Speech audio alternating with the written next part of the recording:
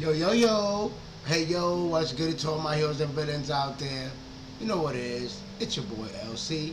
And guys, welcome to another episode of Heroes and Villains Collectibles.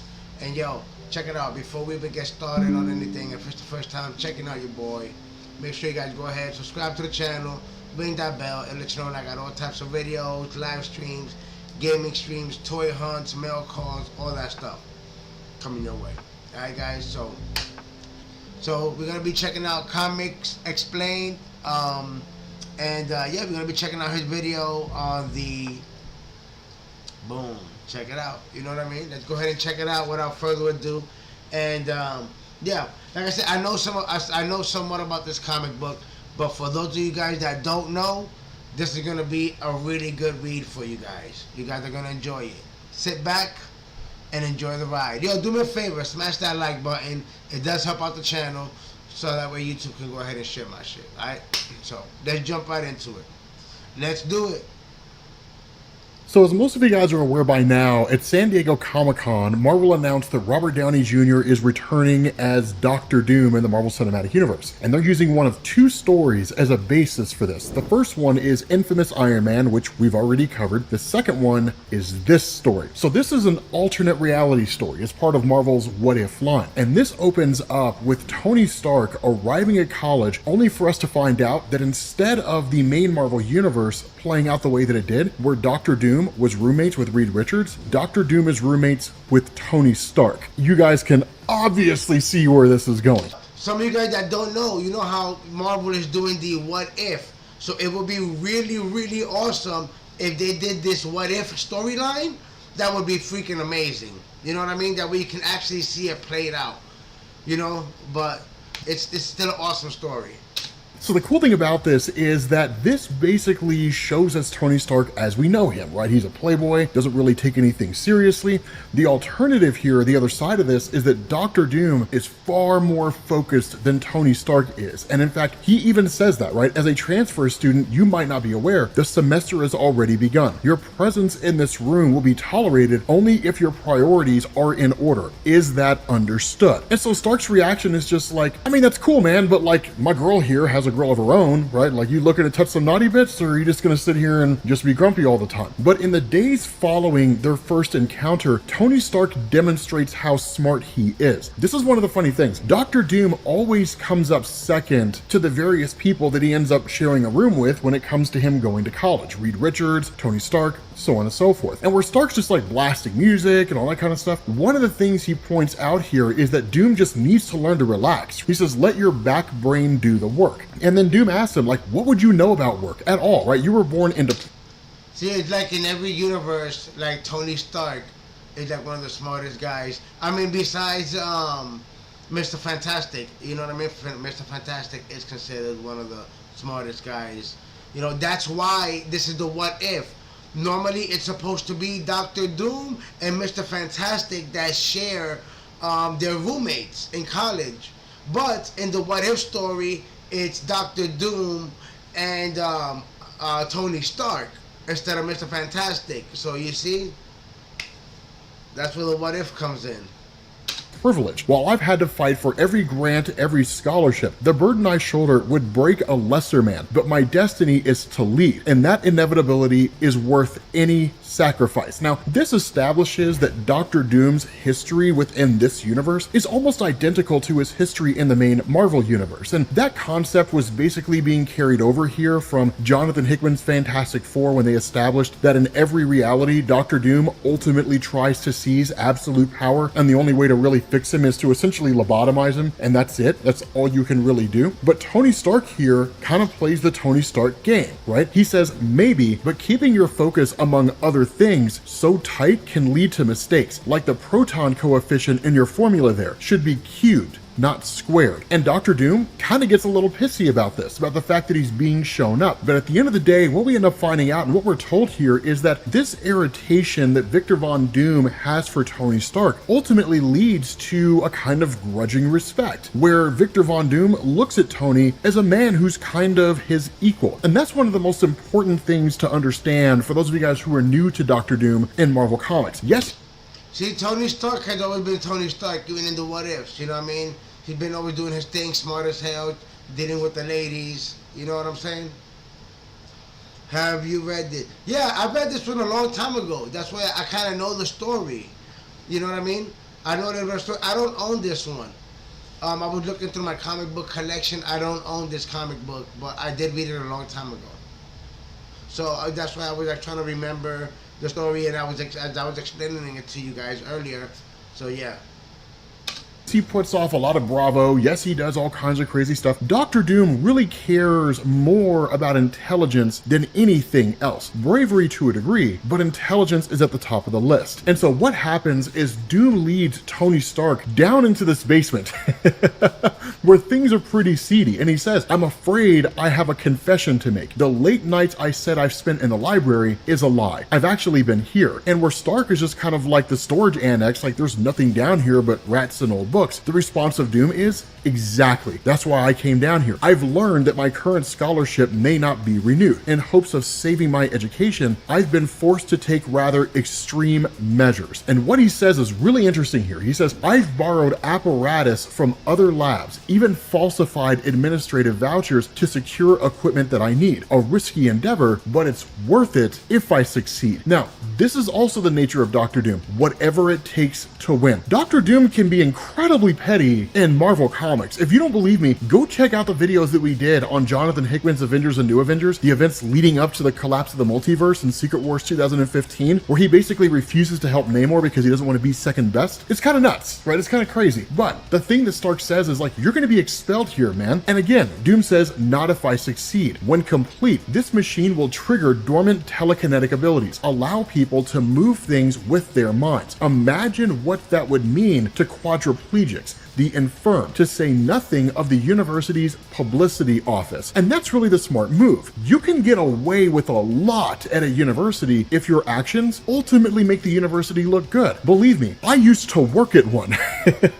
You'd be amazed the kind of thing that universities will sweep under the rug if it makes them look good at the end of the day. But he says, time is short. I was hoping that perhaps with your help. And Stark initially rebuffs it, right? He's like, dude, you've been nothing but a jerk to me since I got here, right? Since you first met me, you've been nothing but rude to me almost every single step of the way. Sure, you respect me, but you respect me begrudgingly. And now you expect me to put my future on the line for this kind of crazy cockamamie experiment that you have, and you don't even know if it's going to work. The response of Doom, it was difficult enough to ask Tony, please do not make me beg. And one of the things about Tony Stark is, as most of you guys figured out from the MCU, he's a relatively honorable guy. And when I say honorable, I mean, he does some morally questionable stuff at times. But at the end of the day, he usually tries to make it up to you if he's somehow done you wrong. And this is the exact same thing that happens here. I'd never ask you to beg. That's not who I am. And so we're told that over the course of days, these guys start working together, right? Two students train their full concentration on the task at hand. Progress is steady, if not without incident. And so again, it's a kind of back and forth because Stark is basically following the instructions of Doom. Tell me where this needs to go, I will put it there, that kind of a thing, because at the end of the day, it really is Doom's entire project. Stark knows what to do, right? But it is Doom's project. And so what Doom says here is like, ignore that particular device that you have. It's simply a reciprocal power boost. I'll explain more once the patent has cleared. And so the response of Stark, wow, brilliant and paranoid, you're some piece of work. And so finally, they finish this entire project. Stark sits down because he's going to be the kind of test bed here. And why wouldn't you, right? If there were an experiment that you could undertake that could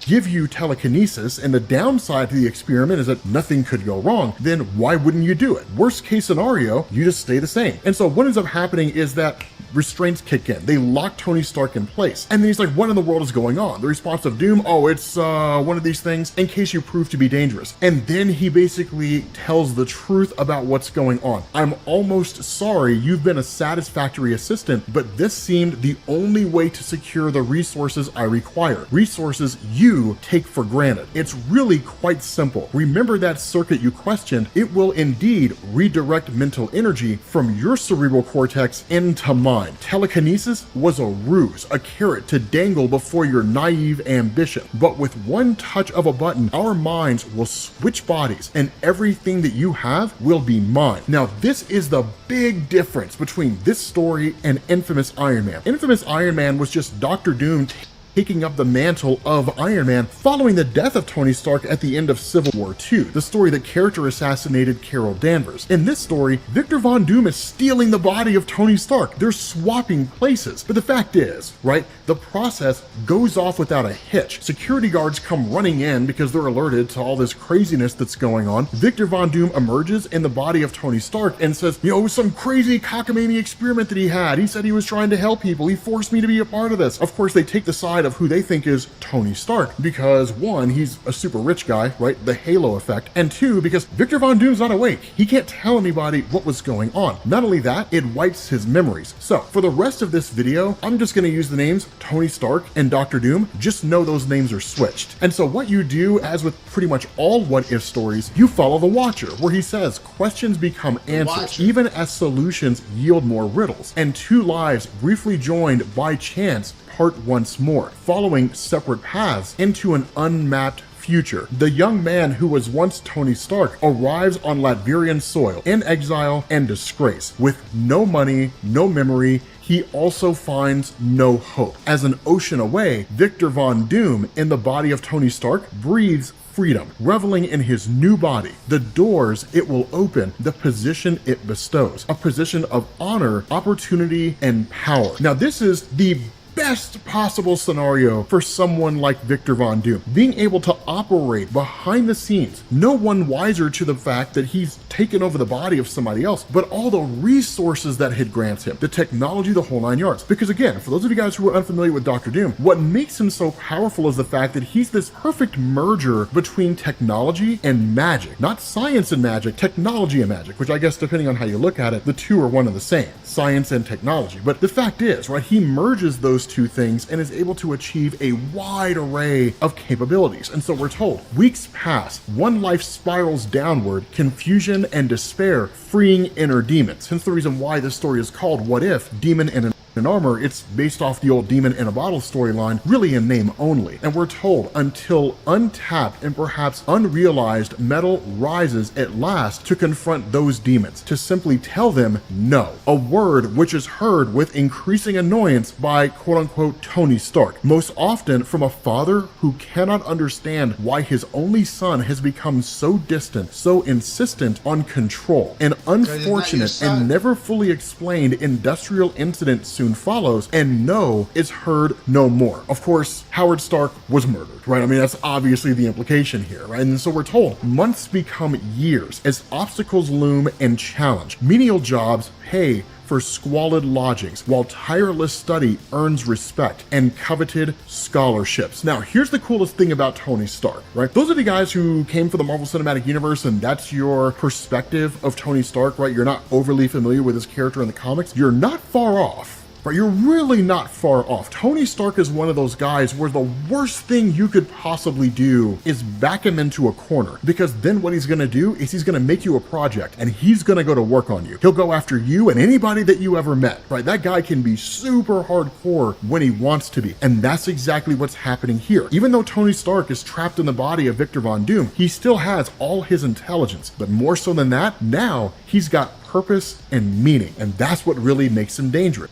And so what we're told is that with this new drive and motivation, the result is a PhD, the first of several, as the man with no memory, the man fate would seek to dismiss, becomes Dr. Victor Von Doom, while the man who had abandoned his own quest for titles pursues a different goal, molding his own life through intimidation, extortion, and means less subtle. Ideas flow like quicksilver from a brilliant, if wounded mind. Medical advances, enhanced safety apparatus, fuel-efficient engines, patents make the inventor a wealthy man, and that wealth is funneled into economic growth, making Latveria free and strong. But strength takes many forms, and the man who would be Stark seeks them all. An obsession, and in consuming, devours all remnants of conscience, a circumstance that will have resounding consequences. It's really cool the way this plays out, because what it effectively tells us is Victor Von Doom, operating in the body of Tony Stark, basically does whatever it is he needs to do in order to win. Borrow, steal, and kill. Of course, he wouldn't beg, but the fact is, he is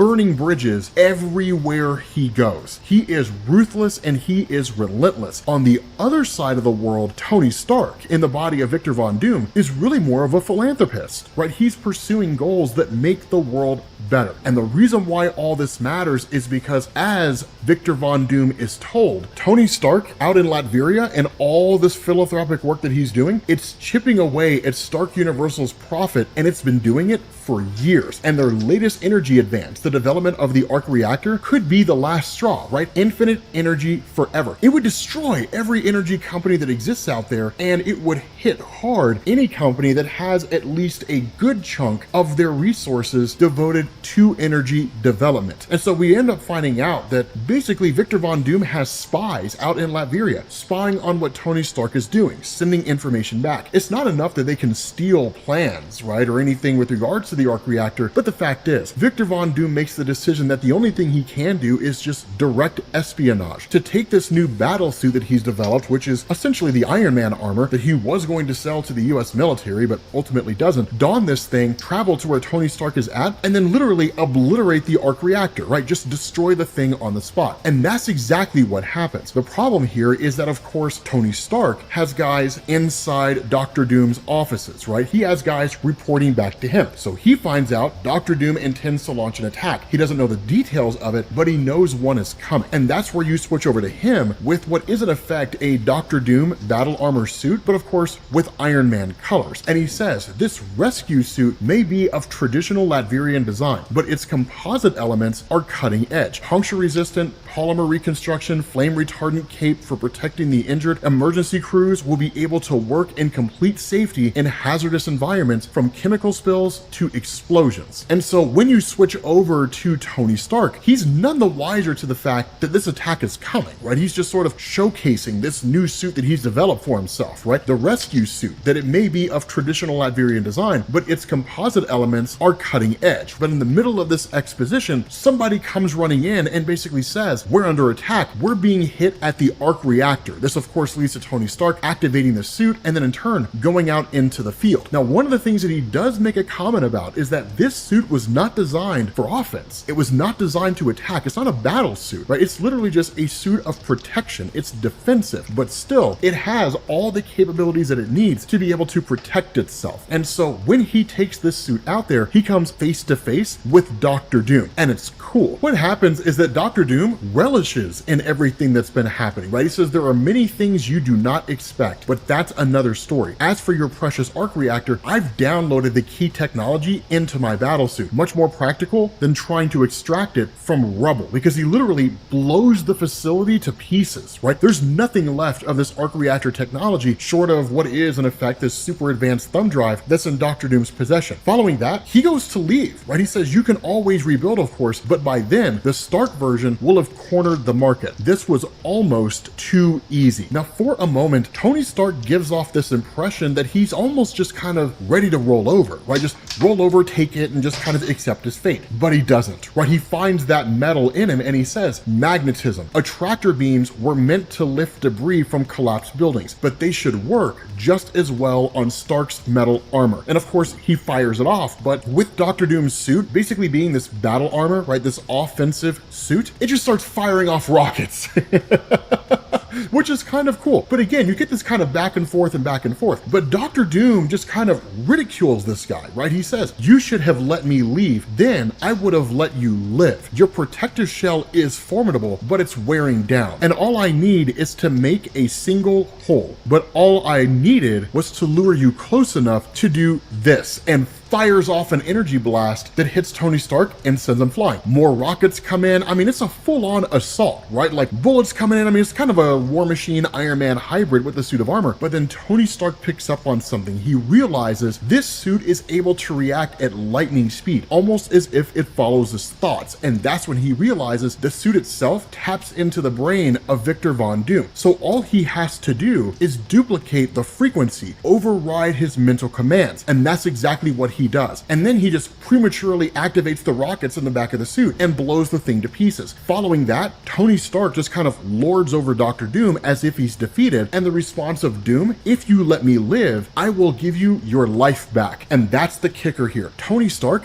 didn't remember what had happened in the experiment. He didn't remember that Dr. Doom had forced them to switch places. He thought he was always this guy, right? He thought he was always Victor Von Doom, and Tony Stark was always Tony Stark. He didn't realize what his identity was, and that's what Doom tells him. That experiment in college, the one that cost you your memory, it was not your doing, but mine. The machine I tricked you into using switched our minds, but that can be corrected. Grant me amnesty, asylum, and I'll testify to the truth. You can have everything back. Stark Universal, your family legacy, your name. And the response of Tony Stark here, why would I want that name, right? Like, sure, you have taken my body and the world believes you to be Tony Stark and they believe me to be Victor Von Doom. But what's the name of Tony Stark in this world? It's a name that is synonymous with greed, cruelty, and a lust for power. I don't covet that. The name of Victor Von Doom is a name for peace, for compassion, and for caring. So no, I'll keep the name Victor Von Doom and you can spend the rest of your life in prison. And that's where the story ends. Here's the kicker, because I know a lot of you guys are looking at this and you're saying, but the good guy wins and Tony Stark is Dr. Doom. Dr. Doom's a villain, right? Okay, cool. Imagine that the bad guy wins this story. Imagine it just plays out that way, right? Imagine that like Dr. Doom kills Tony Stark and Dr. Doom walks away as the head of Stark Industries. Imagine it just goes that way. And that's your basis behind Robert Downey Jr.'s Dr. Doom. And yep. And there you have it, guys. Pretty good story. Told you guys it was going to be a good story. Shouts out to Comics Explained. Make sure to check them out. Let them know your boy LC from Heroes and Villains Collectibles sent you guys over there. So on that one, guys, do me a solid. If you guys are new to the channel, make sure to subscribe to the channel. Smash that like button. It does help out the channel. You know what I mean? Ring that bell. That way you know when I got another live stream, toy hunt, a mail call, all that good stuff coming your way. Alright, so on that one, this was dope. This was awesome. This has been another episode of Heroes and Villains Collectibles. I'm your boy, LC. Until next time, guys. Peace.